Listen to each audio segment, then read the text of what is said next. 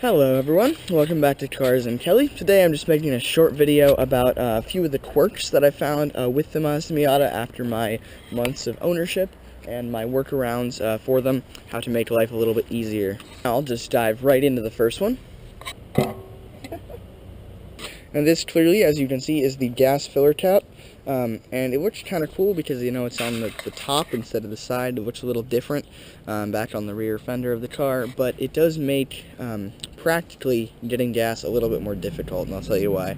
Normally, you know, in most cars, you come up with the gas pump, put it in the side of the car in the filler cap, turn it on, and then it'll click automatically when it's full, when it stops filling up. Now, you could theoretically do that in this car as well, but the position on the top makes it so if you approach it from the side like this, it actually often will stop, like automatically click stop before it's actually full. And sometimes it's kind of hard to tell whether it's full or not because, you know, it's not putting as much gas as you thought it was going to, but it's close, and so you don't really know how much more to put in after that first click because you don't want to risk overfilling it, obviously. Sometimes it's really obvious, you know, it's like almost empty and you put in like $5 worth of gas and it clicks and there's no way it's full. But it is definitely frustrating, and so the workaround that I found, this is not my idea actually, I do not get credit, found it somewhere online, is if instead of approaching from the side, if you approach from the back and kind of put it in this way, you do have to hold it as you fill it. You can't, you know, like leave and like walk around, but if you hold it there, it is more accurate at actually telling when it's full or not.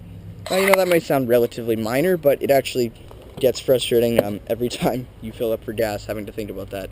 Next quirk will be very familiar to anyone who's watched any videos at all on Miatas, and that is the cup holders. Ah yes, the cup holders. So as I've just demonstrated, underneath this center console is in fact where Mazda decided to put this one cup holder, and then this black folding thing, if you want to have a second cup holder right there. Initially, you're like, okay, 2 cup holders, that's fine, that makes sense. But then you realize,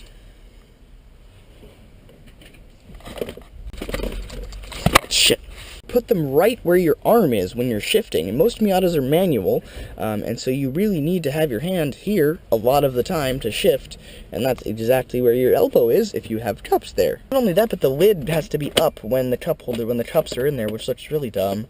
And even if this cup holder was in a good spot, it's really small, and this is kind of a lame excuse for a second cup holder.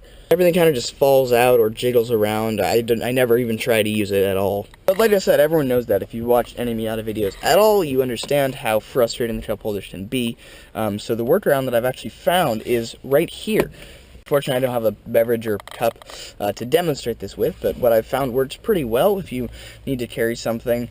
Beverage, you just put it right here, actually wedge it kind of in between the seats, as long as this seat is all the way back, mind you. That has to be there so that it can kind of hold this drink in place, and you know, the location is not ideal. If you're driving here and you have to reach all the way back there, it's not great, but it definitely is far more secure and not in the way as these stupid things.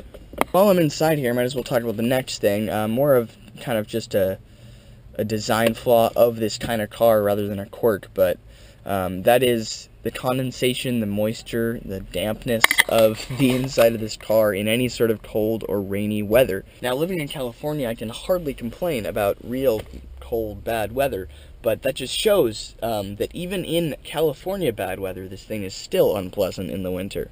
Sure, this would be vastly improved with a hard top, so you don't need to tell me that, but with a stock soft top and kind of no modifications in that regard, this is really quite bad in the wet weather. If it's really cold one day, you might see kind of drops on the top or some moisture here. Occasionally, a couple drops kind of leak through the seals right here above the window. Front and the rear windows often get super foggy, and it's really hard to defrost them with the little weak defroster that Mazda's put in this car. Now, certainly you don't buy a car like this, a soft-top 2-seat convertible, expecting it to be particularly good as an all-season vehicle. But it is my only car, and so we occasionally have not great weather, and we just really appreciate if the top and everything was a little bit better at retaining the outside climate. But never fear, this video is about the workarounds as well as just the quirks. There are a couple things that I have tried to do to improve this thing's weather capabilities. First of which is these rags. I just keep a few dry rags back here that I can use to wipe off the window if it's incredibly damp. That's pretty obvious though. So the second thing, which is a little bit more interesting, my neighbor actually showed me, is this sock back here. Now this sock is actually full of dry cat litter.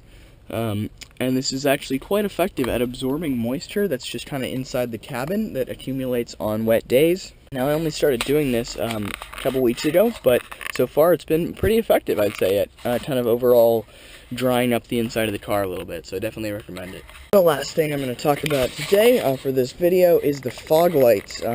So on some of the nicer trim levels of these Miatas, you do have fog lights right here, which is a nice touch, which is kind of cool, and I guess practical to have as well.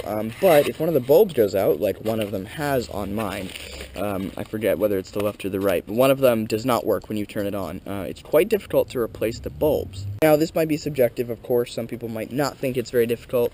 They're like, oh, it's easy. But at least from when I've tried briefly, the location makes sense. It's like right here. You have to get either take the wheel off or really turn it in and get to that cover right there. But the way that cover is screwed in is kind of difficult and hard to get to the bulb, and really makes me not motivated to try to replace it. So maybe that's a dumb complaint about the car and I should just try harder. But my workaround in the meantime has just been to not use the fog lights. Anyways, that's going to do it for this short video. Just a few quirks that I've found so far and a couple ways I've tried to deal with them. Anyways, thanks so much for watching. As always, it's been Cars and Kelly. Look forward to seeing you guys next time.